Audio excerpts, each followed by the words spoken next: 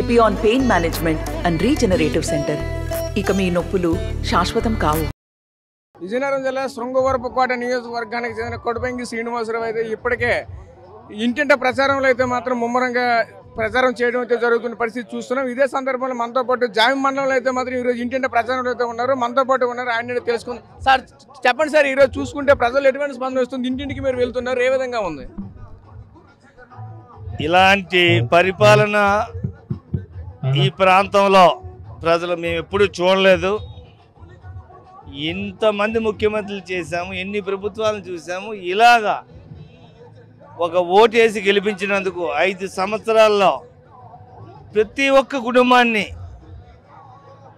అన్ని వర్గాల వారిని, ఎవరైతే ప్రభుత్వం తాలూకు సహాయం కోరుకుంటారో వాళ్ళందరికీ కూడా సంపూర్ణమైన సహాయం అందించి ఈ రాష్ట్రంలో జగనన్న ముఖ్యమంత్రిగా ఉన్నంత వరకు పేదరికంలో పుట్టినా కూడా పేదరికంలోనే ఉండిపోతాము అనే భయం అయితే పోయింది.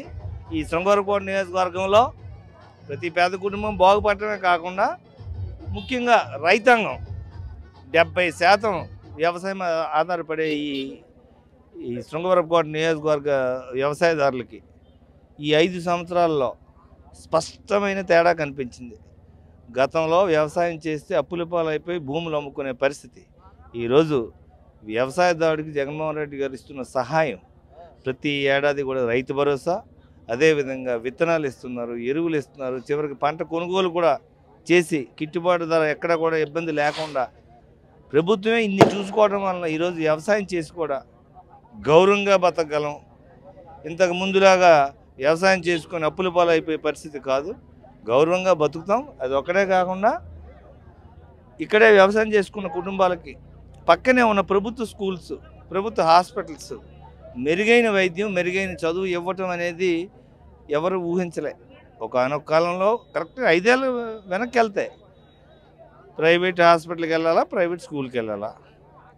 ఈరోజు జగనన్న ముఖ్యమంత్రి వచ్చిన 2-3 సంవత్సరాల్లోనే మాకు ఏమో మోడల్ స్కూల్లో సీటుకి ఇప్పించండి ఎమ్మెల్యే గారు, లేదంటే జ్యోతివ స్కూల్లో సీట్ ఇప్పించండి, కస్తూర్బా స్కూల్లో సీట్ ఇప్పించండి అని ఈరోజు ప్రత్యేకంగా చెప్తున్నారు. అంటే వ్యవసాయం చేసుకుంటూ గవర్నమెంట్ హాస్పిటల్, గవర్నమెంట్ స్కూల్స్తో వాళ్ళకి కావాల్సిన విద్యా వైద్యం అందిపోతున్నప్పుడు పట్టణాలు పోయి వలస కూలీలుగా ఎన్నో గౌరవం లేకుండా బతికే పరిస్థితి కాకుండా ఈరోజు పల్లెటూరులో వ్యవసాయదారుల కుటుంబంగా ఉంటూ మహాగౌరవంగా బతికే పూర్వ రోజులు మళ్ళీ మాకు వచ్చాయని, అలాంటి జగన్మోహన్ రెడ్డి గారిని 10 కాలాల పాటు ముఖ్యమంత్రిగా చేసుకోవడానికైతే శృంగవరపుకోట నియోజకవర్గ ప్రజలందరూ సిద్ధంగా ఉన్నారు. ఈరోజు తెలుగుదేశం, బీజేపీ, జనసేన వాళ్ళు వచ్చి ప్రచారం చేసి ఏం చెప్పాలో తెలీదు. ఈరోజు ఇక్కడ ఉన్న క్రౌడ్స్ చూస్తూ ఉంటే ఇప్పుడు ఈ జామిలి సుమారుగా 9,000 ఓట్లు, 10,000 ఓట్లు పంచాయతీ. ఈరోజు మా ప్రచార కార్యక్రమానికి జామిలో సగం మంది ఆల్రెడీ వచ్చేస్తున్నారు. ఇక్కడే ఒక 2,000 మంది ఉన్నారు. ఇంకా మరొక ఎంపీటీసీ 1, 2 మొత్తం 4 సెగ్మెంట్స్, ప్రతి సెగ్మెంట్ నుంచి కనీసం ఒక 1000 మంది. అంటే ఈరోజు మాతో తిరిగిన వాళ్ళందరూ మాకు ఓటు వేసే పరిస్థితే ఉన్నది. అంటే ఇక మిగిలింది ఎంత మహా అయితే 10, 20, 30% కంటే తెలుగుదేశంకి ఈ జామిలో లేదు. ఎందుకంటే ఇవి తెలుగుదేశం కుటుంబాలు కూడా భయపడుతున్నారు. ఎందుకంటే ఇంత మేలు అందుకున్న తర్వాత ఎవరు మన మాట వింటారు? ఈరోజు జగన్మోహన్ రెడ్డి గారిని ఆపే ప్రసక్తి లేదు అని ఈవెన్ తెలుగుదేశం కార్యకర్తలు, నాయకులు కూడా మరి ఇంత మంచి జరుగుతూ ఉన్నప్పుడు మనం కూడా మెల్లగా జగన్ వైపు వెళ్ళిపోదామనే ఆలోచనలో ఉన్నారు, మాతో మాట్లాడుతూ ఉన్నారు కూడా. సో ఇది చరిత్రలో నిలిచిపోయే పరిపాలన. జగన్మోహన్ రెడ్డి గారు he left A mark in Indian politics. This is something we have never imagined. So ఈరోజు ఎస్కోటలో వైజాగ్ పార్లమెంటుకి సరిపడా మెజారిటీ ఈ ఒక్క నియోజకవర్గంలో మేము ఇస్తామని మీ ద్వారా తెలియజేస్తా ఉన్నాం. ఇంకోటి ఈరోజు చూసుకుంటే నియోజకవర్గంలో ఇంటింటి ప్రచారం వచ్చేస్తున్నది. జామ మండలంలో ఈరోజు అయితే ప్రచారం కొనసాగుతుంది. అయితే ఈ ప్రజలకు ఎటువంటి భరోసా ఇచ్చుకొని ముందుకు పోతున్నారు మీరు? శాచ్యురేషన్ పద్ధతిలో ప్రతి ఒక్క కుటుంబానికి సహాయం అందింది. ఉదాహరణకి నవరత్నాల పథకాల్లో హౌసింగ్ తీసుకుందాం. ఇప్పటికి 10,000 మందికి మేము ఇల్లులు ఇవ్వగలిగాం. శాచ్యురేషన్ పద్ధతి అంటే ఇంకా ఎవరన్నా ఒకటారా మిగిలిపోయిన వాళ్ళు ఎవరన్నా ఉంటే వాళ్ళని ఎత్తుక్కుని ఆ పేర్లు రాసుకునే కార్యక్రమం పెట్టారు. ఎవరితో? ఎమ్మెల్యేలతో. గడప గడపకి మన ప్రభుత్వంలో నేను ఈ 300 రోజులు ప్రతి ఇంటికి వెళ్ళి మరొక 5,300 మందికి కొన్ని టెక్నికల్ ప్రాబ్లమ్స్ వల్ల వాళ్ళకి ఇల్లు స్థలాలు రాలేదు, ఇల్లు మంజూరు అవ్వలేదు. అవన్నీ కూడా నేను రాసుకున్నాను. వచ్చే 5 సంవత్సరాల్లో ఈ నియోజకవర్గంలో ఇల్లు లేని పేదవాడు అంటూ ఒక్కడు ఉండడు. టెక్నికల్ ప్రాబ్లం వలన ఏదో వయసు తప్పు పడిపోయో, లేదంటే ఇంట్లో కరెంటు బిల్లు ఎక్కువైపోయో, లేదంటే పొలం ఏమో అమ్మేసినా కూడా వాళ్ళ పేరున ఉన్న అలాంటి టెక్నికల్ ప్రాబ్లమ్స్ వల్లనే ఎవరన్నా పథకాలు అందుకున్న వాళ్ళు ఎవరన్నా అందని వాళ్ళు ఉన్నారు. సో అవన్నీ సరిదిద్దడానికి గడప గడపకి మన ప్రభుత్వ కార్యక్రమం పెట్టారు కదా. సో ఈ నియోజకవర్గంలో ప్రతి ఒక్కరు జగనన్న ముఖ్యమంత్రిగా ఉంటే బాగుపడతాయి, వాళ్ళ పిల్లలు బాగుపడతారు.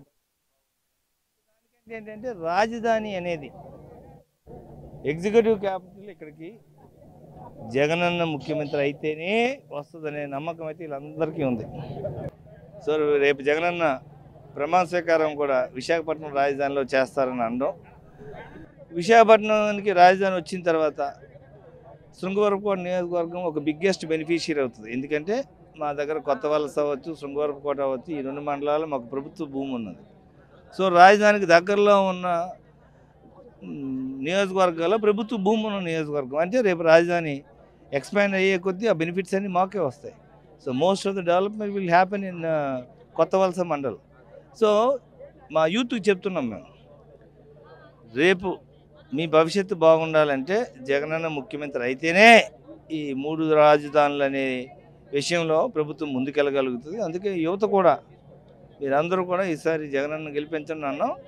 అందరికీ కూడా అర్థమయ్యేలా చెప్పాం. ఈ నియోజకవర్గంలో ఇంకా వైఎస్ఆర్ కాంగ్రెస్ పార్టీ తప్పితే ఇంకొక పార్టీకి ఉనికే ఉండదు అనేది మీకు చెప్తా ఉన్నాం. Thank you. ఇది పరిస్థితి. నియోజకవర్గంలోనూ ఓన్లీ వైసీపీ పార్టీ తప్ప ఇంకే పార్టీకి ఉనికి ఉండదు అనేది మాత్రం చెప్తున్న పరిస్థితి కనిపిస్తుంది. అంతేకాకుండా నియోజకవర్గమే కాకుండా రాష్ట్ర వ్యాప్తంగా సంక్షేమ పథకాలే ఈ రోజు మమ్మల్ని అందరినీ ఈ స్థాయికి తీసుకొని వస్తాయని చెప్తున్న పరిస్థితి కనిపిస్తుంది. అంతేకాకుండా నియోజకవర్గంలో ఈ నియోజకవర్గం అయితే మాత్రం ఇప్పుడు ఉన్నటువంటి విజయనగరంలో జిల్లాలో ఉన్నప్పటికైనా సరే పార్లమెంట్లో మాత్రం విశాఖపట్నంలో ఉండదు. విశాఖపట్నంకి అయితే మాత్రం ఈ నియోజకవర్గం నుంచి బొత్స ఝాన్సీ గారికి అత్యధిక మెజారిటీతో మేము ఇచ్చే బాధ్యత మేము తీసుకున్నామని చెప్తున్న పరిస్థితి కనిపిస్తుంది. కెమెరా పర్సన్ నాయుడుతో రాజేష్, RTV జామి నుంచి. నమస్తే అండి. ఇది వ్యాపారం గురించి కాదు, ఓటు గురించి. ఎన్నికల్లో ఓటు వేయడం మన హక్కు మాత్రమే కాదు, కర్తవ్యం. ఎంతో మంది మహా నేతలు శ్రమించి ప్రాణత్యాగం చేసి ఈ అవకాశాన్ని మనకిప్పించారు. అందరూ ఓటు వేద్దాం. ఎందుకంటే ఓటు హక్కు ఊరికే రాదు. నా ఓటు ఎవరికో తెలుసా? అది సీక్రెట్ అండి.